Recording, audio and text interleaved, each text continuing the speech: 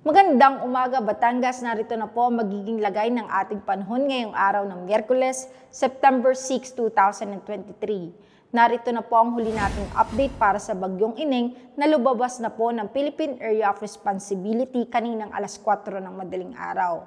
Base nga sa ating latest satellite images, kaninang alas 4 ng madaling araw ay huling namataan si Bagyong Ineng na may international name na Yunyin sa layong 1,240 km east of northeast of extreme northern Luzon, na may lakas na hangin na 55 km per hour malapit sa sentro at pagbugso na 70 km per hour. Kumikilos ito pahilagang silangan na may bilis na 20 km per hour.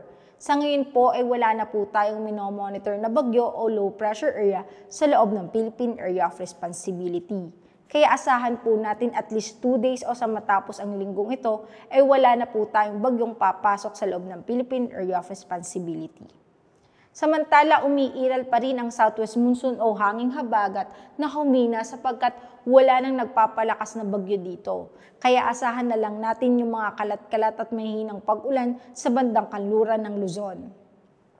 Para naman po sa magiging lagay ng panahon dito sa Batangas, ay makakaranas na po tayo ng maaraw at bagyang maulap na kalangitan na may mababa na pong natsansa ng kalat-kalat na pag-ulan sa bandang hapon.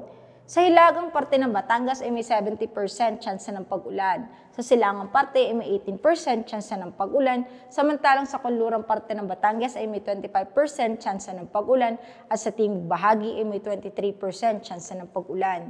Kaya paalala po natin sa ating magigiting na kabatang na magdala ng pananggang sa init at sa mga posibleng pag-ulan. Samantala, wala na pong nakataas na gale warning sa probinsya ng Batangas.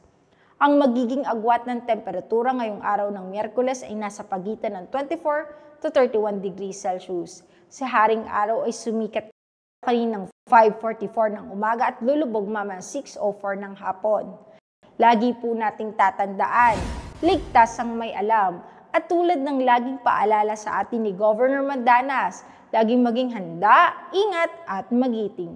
Mula po sa Batangas Provincial Disaster Risk Reduction and Management Office, ako po si Raven Rentasida nag-uulat.